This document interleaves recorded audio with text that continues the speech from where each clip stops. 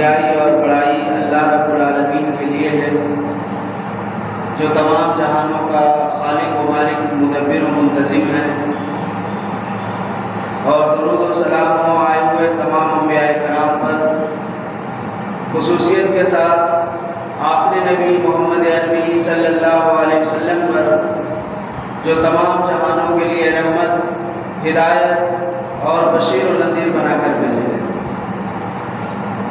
محترم سامعین، جیسا کہ ہم سب جانتے ہیں کہ یہ سفر کا مہینہ چل رہا ہے، جو اسلامی تقویم کا دوسرا مہینہ ہے، اور اس مہینے کے تعلق سے ایک عام چیز جو ہمارے ذہنوں میں ہے، یا تقریباً معاشرے کے اندر یہ چیز چلتا ہے، مگر عرب اور جاہلیت والوں کے طور پر یہ خاص ہے۔ ویسے یہ چیز ہمارے بدعقیدگیوں میں شامل ہے، اور اس کا تعلق کسی خاص مہینے سے نہیں، بلکہ اس کا سیدھا تعلق ہمارے ایمان اور عقیدہ سے۔ وہ چیز ہے نحوست اور بدسگونی لینا، یعنی کسی چیز کو منحوس سمجھنا، یا پھر کسی چیز کو یہ سمجھنا کہ یہ ہمیں اس طرح کا نقصان دے سکتا ہے۔ یہ چیز ہمارے عقیدے میں ایک طرح سے شامل ہو گیا ہے۔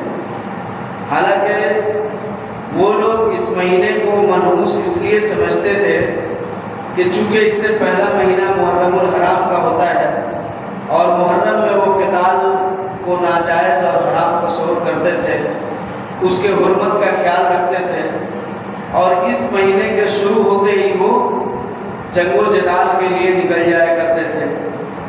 اس طرح ان کے گھر خالی ہو جاتے تھے، یہ معنی بھی بتایا گیا ہے، یعنی صفر، زیرو ہو جاتا تھا، خالی ہو جاتا تھا، جس سے اور خون خرابے کا ماحول رہتا تھا، جس سے وہ لوگ اس مہینے کو منحوس سمجھتے تھے۔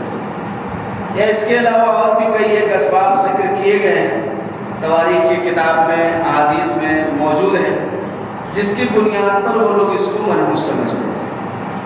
مگر اسی کے ساتھ، یہ مہینے کے ساتھ خاص کرنے کے ساتھ ساتھ، یہ چیز عام طور بھی ہمارے یہاں موجود ہے کہ ہم بہت سارے جانوروں کو، یا جانوروں کے کسی چال کو، یا کالی بلی کے راستے کاٹنے کو، یا اس طرح کے دیگر چیزوں کو ہم نحوست یا منحوس سمجھتے ہیں، یا نحوست کا سبب قرار دیتے ہیں۔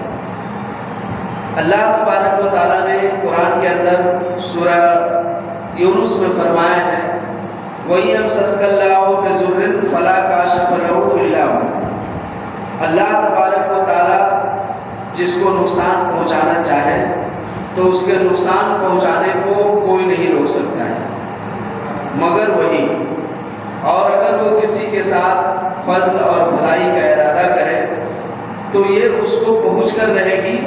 اس میں بھی کسی بندے کا کوئی فعل یا کسی چیز کی کوئی کرامت اس کو نہیں روک سکتی۔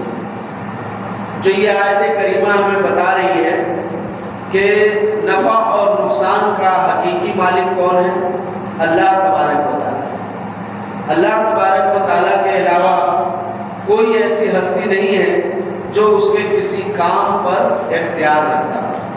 یہی ہے توحید بالفعل، یعنی اللہ کے افعال میں اس کو منفرد ماننا۔ یہاں توحید کا وہ حصہ آپ کو سمجھنا ہوگا کہ جس میں اللہ تبارک و تعالیٰ یہ بتانا چاہ رہا ہے کہ ہم اپنے ہر ایک کام میں منفرد ہیں، ہمارے کام میں کوئی بھی میرا ثانی اور شریک نہیں، یعنی اللہ تبارک و تعالیٰ جو کام کرتا ہے اس کام میں اس کا کوئی بھی بندہ، کوئی بھی مخلوق شامل نہیں ہے، شریک نہیں ہے، اور نہ ہی اللہ کی طرح کوئی بندہ یا اس کی کوئی مخلوق کام کر سکتی ہے۔ یہ اللہ تبارک و تعالیٰ نے توحید کے ایک جھلک کو پیش کیا ہے اور اپنی قدرت کاملہ کا اظہار بتایا ہے، اور تقدیر کے اہم پہلو کو واضح کیا ہے۔ کہ تقدیر میں آپ کے جو لکھا ہوا ہے وہ آپ کو پہنچ کر رہے گا، چاہے دنیا کچھ بھی کر لے۔ تو یہ چیز ہے جو ماہ سفر کے تعلق سے ہم اپنے طور پر ایک عقیدہ بنا کر بیٹھے۔ اسی طرح ماہ سفر کے تعلق سے اور بھی باتیں آپ نے سنی ہوگی، اور بہت سارے علماء کرام یا پھر گزشتہ جمعہ بیان ہوا ہوگا۔ اس میں ایک چیز یہ بھی وضاحت کر دوں کہ یہ ماہ سفر کے تعلق سے جو آخری بدھ کا عقیدہ رکھا جاتا ہے، آخری چہارشنبہ، بتایا جاتا ہے کہ اس دن روزہ رکھنا چاہیے، اس دن اللہ کے رسول صلی اللہ علیہ وسلم اپنے بیماری سے شفا پائے تھے۔ تو اس طرح کی جو باتیں بیان کی جاتی ہے، اس کا کتاب و سنت سے کوئی سروکار نہیں ہے، اور اس طرح کی کوئی باتیں موجود نہیں ہیں شریعت میں جس کو مستند کہا جائے اور جس کو قبول کیا جائے۔ خود جو لوگ اس کام کو کرتے ہیں انہی کے بانی و مبانی اعلیٰ حضرت اپنی کتاب میں لکھتے ہیں کہ یہ ایک جہالت ہے، اس کے علاوہ اور کچھ نہیں۔ یعنی سفر کے آخری بدھ کا فاتحہ اور نیاز اور اس کے تعلق سے روزہ رکھنا، یہ سب کیا ہے؟ جہالت ہے، شریعت پہ اس کی کوئی اصل نہیں ہے۔ یہاں اللہ کے رسول صلی اللہ علیہ وسلم نے نحوست سے ہمیں منع کیا، مگر نحوست کے منع کرنے کے ساتھ ساتھ آپ صلی اللہ علیہ وسلم کچھ اور بھی باتوں کو آپ نے بیان کیا ہے جو ہمیں جاننے کی ضرورت ہے۔ جیسے ہم یہ چیز جو بدشگونی لیتے ہیں تو ظاہر ہے کہ یہ بدشگونی ہمارے ذہن کا ایک فعل ہوتا ہے، محض خیال ہوتا ہے، اس کے علاوہ اس کی کوئی حقیقت نہیں ہوتی۔ حدیث کے اندر یہ بات اچھی طرح سے موجود ہے۔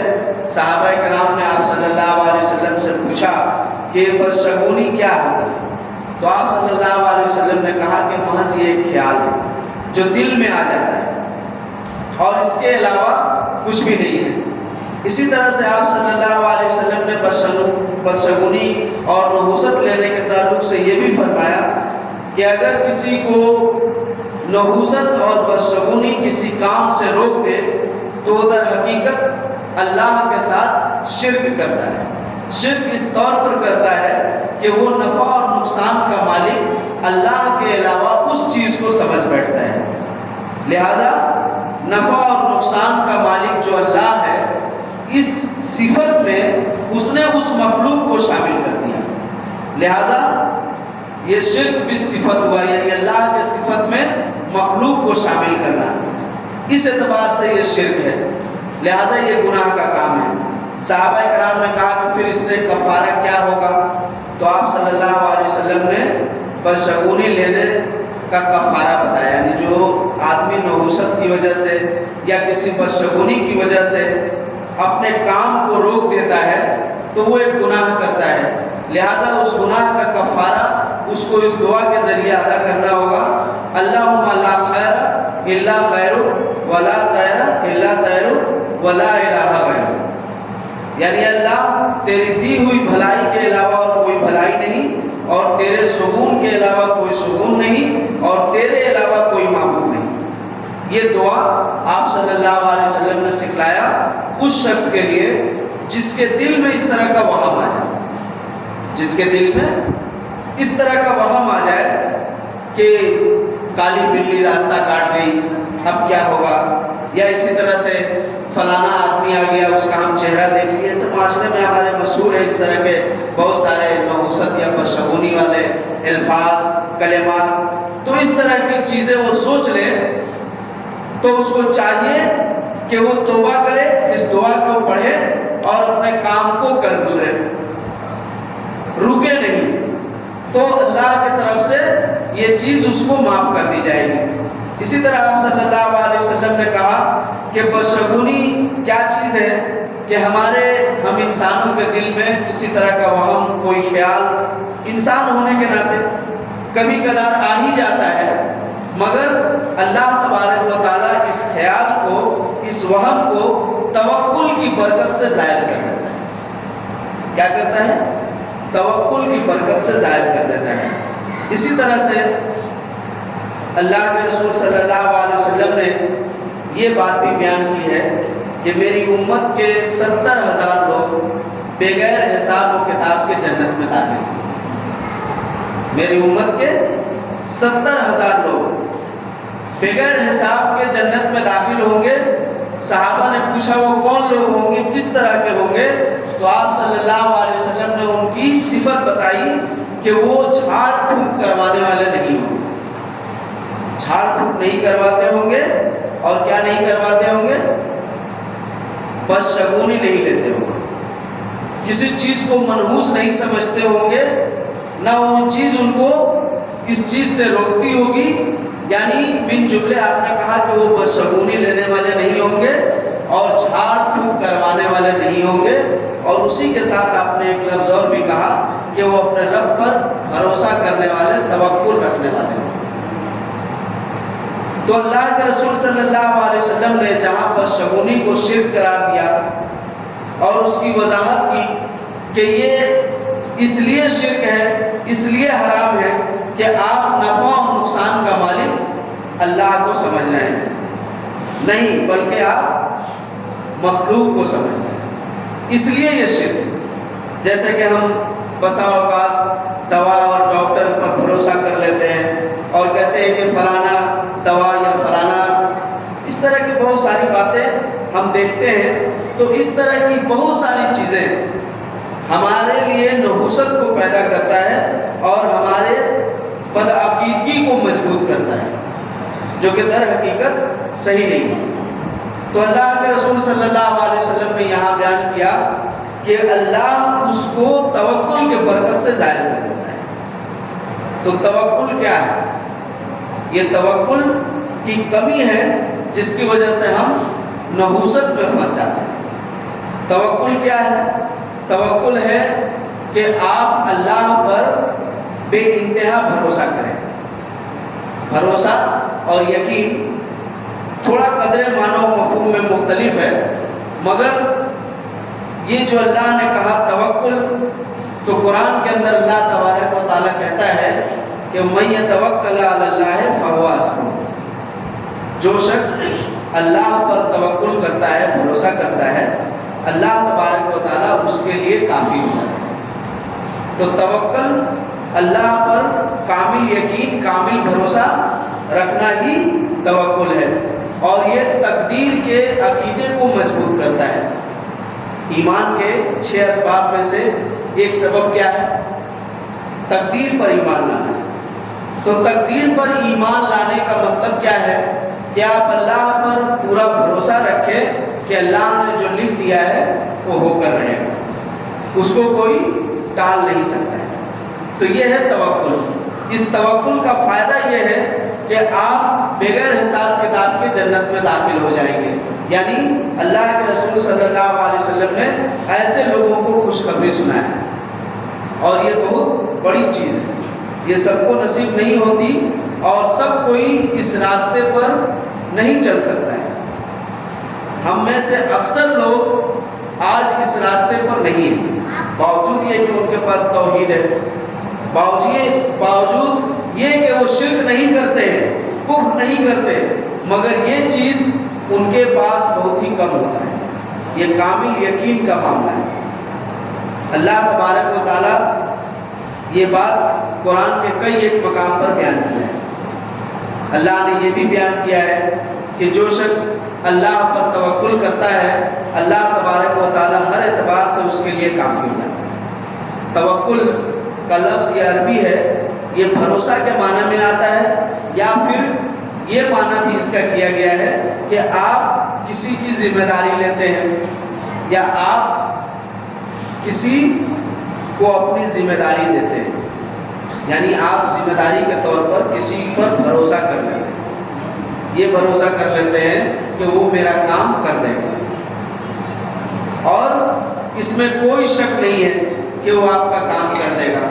آپ اس پر بے انتہا یعنی انتہا کے درجے کا بھروسہ کر لیتے ہیں، یہ توکل ہے۔ اور اس معنی میں بھی استعمال ہوا ہے کہ وہ شخص ایسا ہے جس کے بارے میں آپ سوچ رہے ہیں کہ وہ آپ کے ہر ایک کام کو سنوار دے گا، اس طرح کے بھروسے اور اعتماد کو عربی زبان میں توکل کہا گیا ہے، اور اللہ تبارک و تعالیٰ کہا ہے کہ یہ توکل اللہ کی ذات کے لیے ہی خاص ہے، اللہ کے ذات کے لیے خاص ہے۔ اسی لیے اللہ تبارک و تعالیٰ نے اپنا نام وکیل بھی بتایا ہے۔ وکیل یعنی کارساز، جو آپ کے کام کو بنا دینے والا۔ اسی طرح اللہ تبارک و تعالیٰ نے اور بھی فضیلتیں بیان کی ہے کہ بے شک اللہ تبارک و تعالیٰ پسند کرتا ہے متوکلین کو، یعنی جو اللہ پر بھروسہ کرتے ہیں اللہ ان کو پسند کرتا ہے۔ یہ بہت ساری آیتیں آپ قرآن میں اور بہت ساری فضیلتیں آپ حدیث میں پائیں گے۔ اللہ کے رسول صلی اللہ علیہ وسلم نے جب اس کی فضیلت بیان کی، توکل کی، تو صحابہ کرام نے کہا کہ ہم اللہ پر کیسے توکل کریں؟ میرے پاس ایک اونٹ ہے، کیا اس اونٹ کو باندھ کر یا پھر چھوڑ کر؟ تو اللہ کے رسول صلی اللہ علیہ وسلم نے کہا کہ تم اپنے اونٹ کو باندھ کر اللہ پر بھروسہ کرو۔ یہ ایک روایت ہے۔ دوسری روایت یہ ہے کہ تم اللہ پر اس طرح توکل کیوں نہیں کرتے جس طرح کے کرنے کا حق ہے؟ صحابہ نے کہا کیسے؟ تو آپ نے کہا دیکھو پرندے کو کہ وہ صبح کے وقت خالی پیٹ نکلتے ہیں اور شام کو اپنے پیٹ بھر کر آتے ہیں۔ اللہ کے رسول صلی اللہ علیہ وسلم نے اس کو سبب قرار دیا نحوست کے زائل ہونے کا، نحوست کے ختم ہونے کا۔ اللہ کے رسول صلی اللہ علیہ وسلم کی حدیث ہے، اس کو سمجھیے۔ آپ نے کہا کہ نحوست گھر میں، گھوڑے میں، چھوٹے مکان میں، اور گھوڑے میں اور عورت میں ہوتی ہے۔ کیا کہا؟ نحوست چھوٹے گھر میں، گھوڑے میں اور عورت میں ہوتی ہے۔ یہ حدیث بیان کی جاتی ہے اور کہا جاتا ہے کہ اللہ کے رسول نے کہا ہے کہ نحوست ہے، آپ کیسے کہتے ہیں کہ نہیں ہوتا ہے؟ کوئی چیز منحوس نہیں ہوتی ہے، آپ اس کی کیا دلیل دیتے ہیں؟ یہ حدیث تو موجود ہے، دیکھیے موطا امام مالک میں اور بھی حدیث کی کتابوں میں یہ حدیث آئی ہے۔ تو یہ حدیث اس طرح نہیں ہے، یہ حدیث ہے اس طرح ہے کہ اگر نحوست کوئی چیز میں نہیں، کوئی بیماری چھوت والی نہیں ہوتی ہے، کوئی مہینہ منحوس نہیں ہوتا ہے، کوئی پرندہ منحوس نہیں ہوتا ہے، لا عدوہ ولا طیر ولا حامہ ولا سفر، کوئی مہینہ، الو یا کوئی بیماری یعنی پرندہ الو، اس طرح کی کوئی بھی چیز منحوس نہیں ہوتی ہے۔ اگر اللہ تبارک و تعالیٰ نحوست رکھتا تو ان تین چیزوں میں رکھتا، اس میں، عورت میں اور چھوٹے مکان میں اور گھوڑے میں، مگر اللہ نے کسی بھی چیز میں نحوست منحوسیت نہیں رکھی ہے۔ یہ وہ حدیث ہے، یہ وہ حدیث ہے اسی کے مثل کہ ایک انسان کو انسان کا سجدہ کرنا حرام قرار دے دیا گیا۔ اگر اللہ تعالیٰ اس کی اجازت دیتا تو کیا کہتا؟ عورت کو حکم دیتا کہ وہ اپنے شوہر کا سجدہ کرے۔ اس کا یہ مطلب نہیں ہو گیا کہ عورت اپنے شوہر کا سجدہ کرے اس کے لیے جائز ہے، اس کا یہ معنی و مفہوم نہیں ہے۔ تو یہ چیز سمجھنے والی۔ اسی طرح سے اللہ کے رسول صلی اللہ علیہ وسلم نے ہمیں توکل کے بارے میں بتایا کہ توکل کیا کرتی ہے؟ نحوست کو ظاہر کر دیتی ہے۔ اب اس تعلق سے جو حدیث آتی ہے، تب اس حدیث میں یہ ہے کہ تم اپنے اونٹ کو باندھ کر اللہ پر بھروسہ کرو، اور دوسرے حدیث میں کیا ہے کہ تم اللہ پر اس طرح توکل کیوں نہیں کرتے جس طرح کے کرنے کا حق ہے؟ وہ اس طرح کے پرندے کو دیکھو، وہ صبح خالی پیٹ نکلتے ہیں اور صبح کو پیٹ بھر کر آتے ہیں۔ تو توکل کا یہ معنی و مفہوم نہیں ہے کہ آپ جائز اسباب اختیار نہ کریں اور چپ چاپ بیٹھ جائیں اللہ پر بھروسہ کر کے، اس طرح توکل نہیں ہے۔ توکل کا یہ معنی و مفہوم نہیں ہے۔ توکل کا معنی و مفہوم یہ ہے کہ آپ اللہ پر بھروسہ کریں اور جائز اسباب کو اختیار کریں، جائز اسباب۔ اللہ کے رسول صلی اللہ علیہ وسلم فرماتے ہیں کہ اللہ تبارک و تعالیٰ فرماتا ہے اے ابن آدم میں نے تمہارے درمیان یعنی تمہارے اور اپنے درمیان میں ظلم کو حرام قرار دیا ہے، بس تم آپس میں ایک دوسرے پر ظلم نہ کرنا، یعنی اپنے اوپر بھی میں نے ظلم کو حرام کیا ہے اور تمہارے اوپر بھی تمہارے آپس کے معاملات میں بھی ظلم کو حرام قرار دیا ہے، بس آپس میں ایک دوسرے پر ظلم نہ کرنا۔ اے ابن آدم تم سب کے سب بھوکے ہو سوائے اس کے جسے میں کھلا دوں، بس چاہیے کہ تم مجھ سے کھانا مانگو۔ اے ابن آدم تم سب کے سب ننگے ہو سوائے اس کے جسے میں لباس پہنا ہوں، بس چاہیے کہ تم مجھ سے لباس مانگو۔ اے ابن آدم تم سب کے سب گمراہ ہو سوائے اس کے جسے میں ہدایت دے دوں، بس چاہیے کہ تم مجھ سے ہدایت مانگو۔ یہ لمبی حدیث ہے، صحیح مسلم کے اندر، صحیح ابن حبان اور بھی حدیث کی کتابوں میں یہ حدیث آئی ہے۔ اسی طرح ایک حدیث یہ بھی آئی ہے کہ تم اللہ سے ہی اپنے تمام چیزوں کو مانگو، یہاں تک کہ نمک اور جوتے کا تسمہ بھی۔ کس سے مانگو؟ اللہ سے مانگو۔ اس کا مفہوم یہی ہے کہ آپ اللہ پر اس قدر توکل رکھیں اور اس قدر بھروسہ رکھیں اور اللہ تبارک و تعالیٰ کو مسبب الاسباب مانیں۔ اللہ تبارک و تعالیٰ کو جو مسبب الاسباب نہیں مانتے وہی شرک کرتے ہیں۔ اللہ تبارک و تعالیٰ کو جو لوگ اسباب کا پیدا کرنے والا، اس کو آپ تک پہنچانے والا نہیں مانتا ہے، وہی اللہ کے ساتھ شرک کرتا ہے۔ اللہ تبارک و تعالیٰ نے سورۃ طلاق کے اندر دو باتیں کہی۔ پہلی بات کہی کہ جو اللہ سے ڈرتا ہے اللہ تبارک و تعالیٰ اس کے لیے راستہ آسان کر دیتا ہے، یعنی راستہ نکال دیتا ہے۔ وَيَرْزُقُهُ مِنْ حَيْثُ لَا يَحْتَسِبُ، اور اس کو وہاں سے رزق پہنچاتا ہے جہاں سے وہ گمان بھی نہیں کرتا۔ اور اسی کے بعد کہہ رہا ہے کہ جو اللہ پر بھروسہ کرتا ہے، اللہ پر توکل رکھتا ہے، فَهُوَ حَسْبُهُ، تو اللہ اس کے لیے کافی ہو جاتا ہے۔ اسی طرح اسی سورۃ طلاق کے دوسری آیت میں کہہ رہا ہے وَمَن يَتَّقِ اللَّهَ، یعنی جو اللہ سے کیا کرتا ہے، جو اللہ کا تقوی اختیار کرتا ہے تو اللہ تبارک و تعالیٰ اس کے معاملات کو آسان کر دیتا ہے۔ ہر طرح کے معاملات، جو بھی معاملات الجھے ہوئے ہیں، اس کو اللہ تبارک و تعالیٰ آسان کر دیتا ہے۔ اسی کی تفسیر کرتے ہوئے آپ صلی اللہ علیہ وسلم کہہ رہے ہیں کہ جو شخص اس دعا کو پڑھے صبح اور شام 7 مرتبہ تو اللہ تبارک و تعالیٰ ہر ایک الجھے ہوئے کام کی اصلاح کر دے گا اور اس کے ہر ایک کام کو بہتر بنا دے گا۔ دعا ہے حسبی اللہ لا الہ الا هو علیہ توکلت وہو رب العرش العظیم، میں نے اپنے رب پر بھروسہ کیا جو عرش عظیم کا مالک ہے اور اسی پر میں نے توکل کیا۔ تو یہ دعا آپ 7 مرتبہ صبح 7 مرتبہ شام کو آپ پڑھیں گے تو اللہ کے رسول صلی اللہ علیہ وسلم اس دعا کی فضیلت بتا رہے ہیں، کہہ رہے ہیں کہ اس شخص کے لیے کیا ہے، تمام اس کے الجھے ہوئے کام کو اللہ تعالیٰ سلجھا دے گا۔ تو یہ توکل کی برکت ہے اور اللہ پر بھروسہ کرنے کا انعام ہے جو اللہ تبارک و تعالیٰ نے دیا ہے۔ تو یہ کیا ہے، اس باریکی کو آپ سمجھیے۔ مسبب الاسباب کون ہے؟ اللہ تبارک و تعالیٰ۔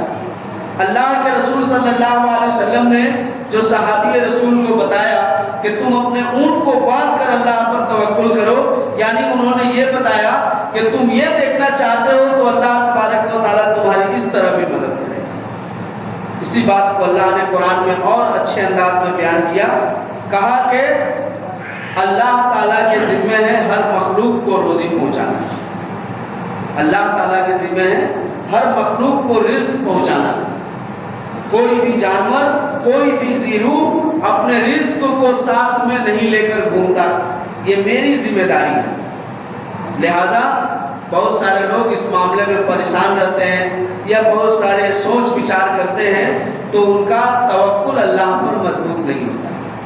تو اسی طرح سے ہر ایک معاملات میں، دنیا کے آپ کی زندگی کے ہر ایک معاملات میں آپ ڈر رہے ہیں، اگر آپ کہ راستے میں کالی بلی آ گئی، اگر آپ فاتحہ نہیں کرائے تو کیا ہوگا، اگر آپ فلانے جگہ نہیں گئے تو کیا ہوگا، فلانے جگہ جاتے تو ٹھیک ہو جاتا، ایسا نہیں ہوا تو کیسا ہوگا، یا اسی طرح سے اگر ہم آتے تو ہو جاتا، اگر ہم نہیں آئے اسی لیے نہیں ہوا۔ اس طرح کے بہت سارے جو آپ کے اندر توہمات، خیالات چلتے رہتے ہیں، یہ سب کیا ہے؟ توحید کی کمزوری کا سبب۔ آپ کا توحید مضبوط نہیں ہے، جس کی وجہ سے یہ بات آپ کے دل میں چلتا ہے۔ ایک چیز اس کو اللہ نے جو بیان کیا کہ میں تم سب بھوکے ہو سوائے اس کے جسے میں کھلا دوں، تو آپ میں سے کون نہیں جانتا کہ کھانے کا سامان مارکیٹ میں، بازار میں ملتا ہے۔ اللہ کہہ رہا ہے کہ تم سب کے سب ننگے ہو سوائے اس کے جسے میں پہنا دوں لباس، بس چاہیے کہ تم مجھ سے لباس مانگو۔ آپ میں سے کتنے آدمی کپڑے کے کاروباری ہیں؟ آپ کو لباس اللہ سے مانگنے کی کیا ضرورت ہے کہ نہیں؟ آپ میں سے کتنے لوگ مودی خانے میں کام کرتے ہیں تو آپ کو اللہ سے رزق اور کھانا پینا مانگنے کی ضرورت نہیں ہے کہ نہیں؟ تو پھر اللہ کے کہنے کا کیا مفہوم؟ اللہ تبارک و تعالیٰ جو یہ بات کہنا چاہ رہا ہے، آخر کس لیے کہہ رہا ہے؟ وہ اسی لیے کہہ رہا ہے کہ ان سب کے پیچھے میری مدد ہے۔ ایک ہماری زندگی میں جو چیزیں بھی ہمارے ارد گرد ہے، اس کی دو قسمیں ہوتی ہیں۔ پہلی قسم ہے تحت الاسباب اور ایک قسم ہے فوق الاسباب۔ تحت الاسباب کا مطلب یہ ہوتا ہے کہ جو چیزیں آپ کے انڈر میں، جو چیزیں آپ کے انڈر میں، جیسے آپ کے انڈر میں پنکھا ہے، آپ چلائیں گے تو چلے گا، نہیں چلائیں گے تو نہیں چلے گا، ہے کہ نہیں؟ اسی طرح آپ کے گھر میں پانی ہے، کھانا ہے، کپڑا ہے، یہ ساری چیزیں کیا ہے؟ تحت الاسباب، یعنی آپ کے انڈر میں، آپ ان کے حاکم ہیں۔ آپ کے بیوی بچے، آپ کے آل و اولاد، یہ سب کیا ہے؟ تحت الاسباب ہے، آپ کے انڈر کی چیزیں۔ آپ چاہیں گے تو چلے گا، آپ نہیں چاہیں گے تو نہیں چلے گا۔ اور ایک چیز ہوتا ہے ما فوق الاسباب، جو آپ کے اختیار میں نہیں ہوتا ہے۔ اس کو دنیاوی مثال سے آپ سمجھ سکتے ہیں کہ کوئی حکومتی کام ہم میں سے کسی کے حق میں نہیں ہے، اختیار میں نہیں، وہ حکومت کا ہی آدمی کرے، تو اس کو آپ اعلیٰ پیمانے پر سوچئے کہ اسی طرح کی کچھ چیزیں جیسے خیر و برکت، سب کام اچھا سے ہو جائے، آپ کے آمدنی میں برکت آ جائے، آپ کی قسمت بگڑی ہے بن جائے، یہ ساری چیزیں آپ کے اختیار میں نہیں ہیں۔ یہ کس کے اختیار میں ہے؟ آپ کے اوپر والے کے اختیار میں، یعنی اللہ کے اختیار میں۔ تو اللہ تبارک و تعالیٰ کہہ رہا ہے کہ تم ما فوق الاسباب میں بھی غیر اللہ کو پکار رہے ہو، اور ما تحت الاسباب میں بھی کیا کر رہے ہو؟ غیر اللہ سے ڈر رہے ہو۔ تمہیں چاہیے کہ تم دونوں طریقے میں مجھ سے ڈرو۔ ما فوق الاسباب میں آپ کئی ایک بچے ہو رہے ہیں، مر جا رہے ہیں، اب کیا کیا جائے؟ تو اسی لیے چلیے ضامن بابا کا ایک تعویذ لگا دیجئے، بچے بچ جائیں گے۔ ہم نے اپنی بیوی کا علاج کروایا، مزاروں پر بھی لے گئے، خانقاہوں میں بھی لے گئے، میڈیکل ڈاکٹروں کے پاس بھی لے گئے، سب نے جواب دے دیا، کہا کہ تمہیں اولاد نہیں ہوگی۔ مگر فلاں جگہ گئے تو وہاں کے بابا نے ایک ہی لفظ کہا اور مجھے 1 سال نہیں ہوا کہ 2 لڑکے ہو۔ وہ سارے لوگ خام خیالی میں ایسے بول جاتے ہیں کہ 1 سال بھی نہیں ہوا 2 لڑکے ہو گئے، اب پتہ نہیں، واللہ عالم، جو بھی ہو۔ تو اس کو سمجھ گئے یہ کیا ہے؟ اللہ تبارک و تعالیٰ سورہ شورى کے اندر کہہ رہا ہے کہ میں جس کو چاہتا ہوں صرف لڑکا ہی لڑکا دیتا ہوں۔ صاف لفظوں میں اللہ اعلان کر رہا ہے کہ میں جس کو چاہتا ہوں صرف لڑکا ہی لڑکا دیتا ہوں، اور جس کو چاہتا ہوں صرف لڑکیاں ہی لڑکیاں دیتا ہوں۔ یہ الگ بات ہے کہ اس کے ساتھ سائنسی معاملات بھی ہیں، وہ آپ میڈیکل سائنس میں پڑھیں گے کہ کن کے لڑکے ہوتے ہیں کن کی لڑکیاں ہوتی ہیں، وہ الگ تفصیل ہے۔ مگر اللہ آپ کو کیا بتا رہا ہے کہ میں جس کو چاہتا ہوں صرف لڑکا ہی لڑکا دیتا ہوں، اور جس کو چاہتا ہوں صرف لڑکیاں ہی لڑکیاں دیتا ہوں، اور جس کو چاہتا ہوں ملا جلا کر دیتا ہوں، یعنی لڑکا اور لڑکی دونوں دیتا ہوں، اور جس کو چاہتا کچھ نہیں دیتا، حکیم بنا دیتا ہوں، بانجھ بنا دیتا ہوں۔ یخلق ما یشاء، ہم جو چاہتے ہیں پیدا کرتے ہیں۔ یہ کون کہہ رہا ہے؟ اللہ تبارک و تعالیٰ سورہ شورى کے اندر 50، 51، 53 نمبر آیت میں آپ دیکھ سکتے ہیں۔ تو یہاں پر آپ یہ ما فوق الاسباب چیز ہوئی، ٹھیک ہے، آپ نے جائز اسباب اختیار کیا کہ چلیے ذرا ڈاکٹر کو دکھلا لیں، چلیے ذرا ڈاکٹر کو دکھلا لیں، ہو سکتا ہے کہ کچھ فزیکلی پرابلم ہو جس کی وجہ سے یہ چیز نہیں ہو رہی، یہ جائز اسباب ہے، اس کو اللہ نے حرام قرار نہیں دیا۔ مگر جو آپ اس کے ساتھ پیر فقیر بھی گئے، خانقاہ بھی گئے، یہ ناجائز ہو گیا، کیونکہ جب اللہ روکا ہے اور ڈاکٹر جواب دے دیا ہے، اب تیسرا راستہ جو آپ اختیار کر رہے ہیں یہی ہے وہ راستہ جس کی اللہ نے ممانعت کی ہے۔ اور اللہ پر بھروسہ رکھنے والے، اللہ پر بھروسہ رکھنے والے اس دوسرے راستے کو بھی اختیار نہیں کرتے، وہ صرف ایک راستہ اختیار کرتے ہیں۔ حالانکہ وہ کر سکتے ہیں، ان کو جائز ہے، حرام نہیں ہے، یعنی ڈاکٹر سے دکھلا سکتے ہیں، لیکن وہ بھی نہیں کرتے، اللہ پر بھروسہ رکھتے ہیں کہ اللہ جب چاہے گا دے گا۔ تو یہ ان کا اعلیٰ توکل ہوا، اللہ پر اعلیٰ بھروسہ ہوا، اعتماد ہوا، جس کا صلہ اللہ تبارک و تعالیٰ انہیں ضرور عطا کرتا، یا پھر اس کے بدلے اللہ تبارک و تعالیٰ انہیں کوئی اور چیز دیتا ہے۔ اللہ تبارک و تعالیٰ اگر کسی کو کوئی چیز نہیں دیتا ہے، جس کو دنیا والے کہتے ہیں کہ اس کو فلانا چیز نہیں ہے، تو اس کے بدلے اللہ اس کو دوسری چیز دیتا ہے جو دوسروں کے پاس نہیں ہوتا ہے۔ اور اس بات کو بھی اللہ کے رسول نے اور اللہ نے بیان کیا ہے کہ اگر میں کسی کی آنکھ لے لیتا ہوں تو اس کے بدلے اس پر جنت واجب کر دیتا ہوں۔ تو اس طرح کی بہت ساری چیزیں ہیں جو اللہ نے کتاب و سنت کے اندر بیان کیا ہے، اس کو ہمیں سمجھنے کی ضرورت ہے۔ تو اسی طرح سے دوسرا طریقہ جو ہم اختیار کرتے ہیں نا، ما فوق الاسباب اور ما تحت الاسباب، یہ بات سمجھ میں آئی؟ تو جو چیز اللہ کے اختیار پہ ہو تو اللہ دے گا، مگر جو چیز ہمارے اختیار میں ہے وہ اللہ کیسے دے گا؟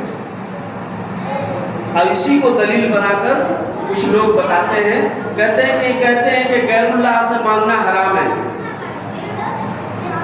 اور کھانا اپنی بیوی سے مانگتے ہیں، روٹی اپنی بیوی سے مانگتے ہیں، تو کیا یہ حرام نہیں ہوا کیونکہ غیر اللہ سے مانگے؟ تو ایسی بات نہیں ہے۔ اللہ نے یہاں اس باریکی کو بیان کیا ہے جو ہمیں سمجھنے کی ضرورت ہے۔ مثال کے طور پر اس کا بہترین مشاہدہ ابھی آپ لاک ڈاؤن کے اندر کیے، لاک ڈاؤن کے اندر کیے، کیا کیے بتائیے؟ کیا کیے؟ لوگ بھوکے مر رہے تھے، تو کس کے پاس بیوی نہیں تھی اور پیسہ نہیں تھا، تو بھوکے کیوں مر رہے تھے؟ کس کے پاس بیوی نہیں تھی، ماں نہیں تھی اور پیسہ نہیں تھا، تو روٹی مانگنے سے نہیں مل جاتا، تو بھوکے کیوں مر رہے تھے؟ اسی کے طرف اللہ نے اشارہ کیا ہے کہ اے ابن آدم، تم سب کے سب بھوکے ہو سوائے اسے جسے میں کھلا دوں، بس چاہیے کہ تم مجھ سے کھانا دو۔ آپ کماتے ہیں، محنت کرتے ہیں، 8 گھنٹہ ڈیوٹی کیے اور ابھی آپ کو پیسے کی سخت ضرورت ہے، آپ کو پیسہ نہیں ملا، تو آپ کیا کر لیں گے؟ کہاں سے ایک روٹی کھا لیں گے؟ آپ آئیں گے؟ اور آپ کام بھی نہیں کیا، آج آپ کا مالک بڑا خوش ہے، کہا کہ آپ چل جاؤ چھٹی میں، اچھا اپنا تنخواہ بھی لیتے جاؤ، تو یہ ہوا بغیر محنت کے پیسہ مل جانا۔ یہ کس کی کرم ہے؟ اللہ، میرے خواجہ کا نہیں ہے، یہ اللہ کا کرم ہے کہ اللہ تبارک و تعالیٰ آپ پر جس طرح معاونت کرے، آپ کی جس طرح مدد کرے۔ اسی لیے انسان کو کہا گیا ہے کہ ہر وقت وہ اللہ کا شکر ادا کرے اور اللہ کے قریب ہوتا رہے، خواہ وہ خوشی کے عالم میں ہو یا غم کے عالم میں۔ ہر وقت ایک بندہ جو اللہ پر بھروسہ رکھتا ہے، جس کے پاس اللہ کی طاقت ہے، دنیا کی کوئی طاقت اس کو ہلا نہیں سکتی۔ آج ہم نیتا منتری اور فلانے سے ڈر رہے ہیں، آپ کو نہیں معلوم کہ اللہ کہہ رہا ہے کہ تم اللہ کے بارے میں شک کر رہے ہو؟ الیس اللہ، کیا اللہ کافی نہیں ہے اپنے بندے کے لیے؟ تو آپ کیا سمجھ رہے ہیں؟ اللہ کی طاقت کا آپ کو اندازہ نہیں ہے.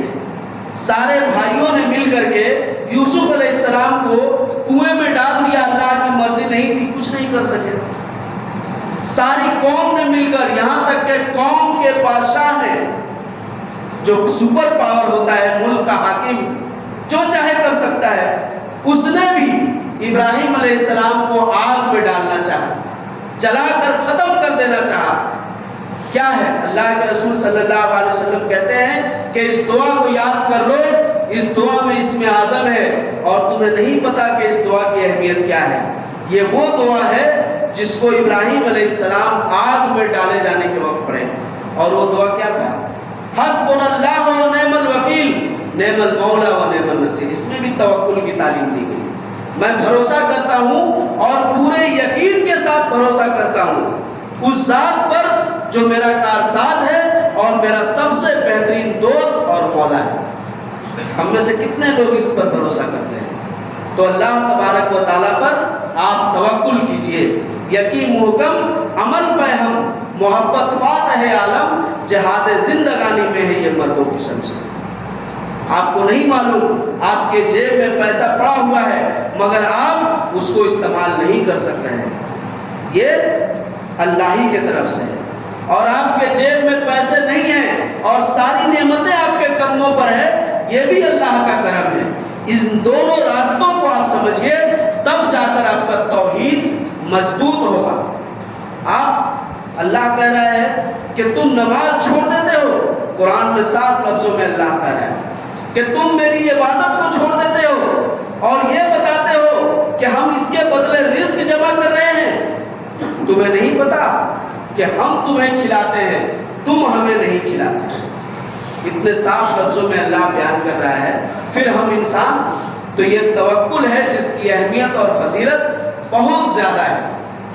اللہ تعالیٰ کہتا ہے کہ جو مجھ پر بھروسہ کر لے گا میں اس کے لیے کافی ہوں. اس کا کیا مطلب ہے؟ آپ صلی اللہ علیہ وسلم ایک درخت کے سائے تلے آرام فرما رہے ہیں. ایک دشمن آتا ہے, آپ کے تلوار کو لے لیتا ہے, موقع کو غنیمت سمجھتے ہوئے. آپ کے آس پاس کوئی نہیں ہے, آپ کے تلوار کو لے کر کہتا ہے, اے محمد بتا آج تو اکیلے پڑ گیا ہے, تجھ کو مجھ سے کون بچائے گا. یہ واقعہ بڑا مشہور ہے. اللہ کے رسول صلی اللہ علیہ وسلم کہتے ہیں اللہ. اس کے ہاتھ تھر تھرا جاتے ہیں, کانپ اٹھتا ہے, ہاتھ سے تلوار چھوٹ کر گر جاتی ہے. اللہ کے رسول صلی اللہ علیہ وسلم تلوار کو اٹھا کر پوچھتے ہیں, اب بتا تجھ کو مجھ سے کون بچائے. وہ تو اللہ کو مانتا نہیں ہے, تو کیا کہے گا. تو جو اللہ کو نہیں مانتے وہ تھوڑے ہی دیر میں پریشان حال ہو جاتے ہیں, ارے اب تو ایسا ہو گیا, اب کیا ہوگا. لیکن جو اللہ والے ہوتے ہیں ان کی طاقت کا آپ اندازہ نہیں کر سکتے.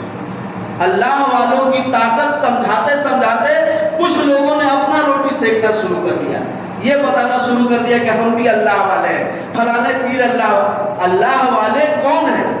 ہم ہی بندے جو اللہ پر پورا بھروسہ کرتے ہیں, جو اللہ پر ہر ایک معاملے میں بھروسہ کرتے ہیں, جو ہر ایک نعمت اور خوشی کے لیے پہلے اللہ کے دربار میں آتے ہیں, فلانے جگہ جا کر چادر نہیں چڑھاتے. وہ ہے متوکلین. وہ لوگ ہیں اللہ پر توکل کرنے والے, بے انتہا بھروسہ کرنے والے, اور وہی لوگ کامیاب ہیں.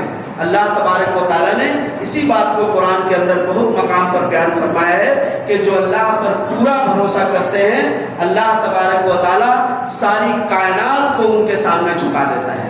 اللہ کے رسول صلی اللہ علیہ وسلم کہتے ہیں کہ جو شخص صبح کرے اس حال میں کہ اس کے پاس روٹی ہو, پانی ہو اور کپڑا ہو اور مکان ہو, تو اللہ نے اس کے لیے ساری دنیا کی نعمتوں کو جمع کر دیا.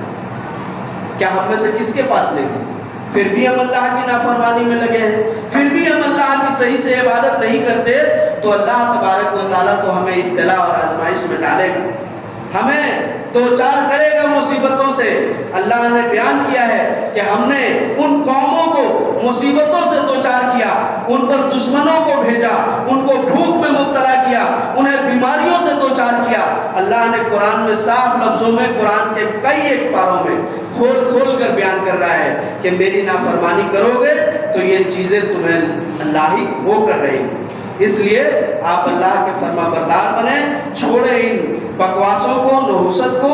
دنیا کی کوئی چیز منحوس نہیں، ساری چیزیں پیاری ہیں، اور یہ تب بھی آپ کو سمجھ میں آئے گا جب آپ اللہ پر کامل بھروسہ رکھیں گے۔ اور جب آپ کا کامل بھروسہ اللہ پر نہیں ہوگا تو ہر ایک چیز آپ کو تکلیف دے سکتی ہے، ہر ایک چیز آپ کے لیے نقصان دہ ثابت ہو سکتی ہے۔ یہ ساری کائنات اللہ نے کہا میرا لشکر ہے، میں جب چاہوں انہیں حکم دوں۔ اللہ کے رسول صلی اللہ علیہ وسلم کی ایک حدیث ہے، ذرا کمزور سندوں سے ہے، مگر اس کے اندر کیا بات کہی گئی ہے جس کے مفہوم کی صداقت قرآن کی سینکڑوں آیتیں کرتی ہے۔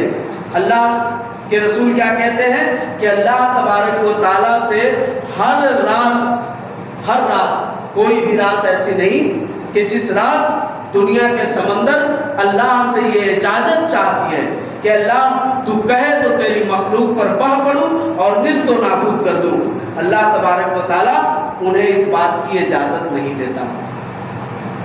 اللہ کے لشکر ہیں سر۔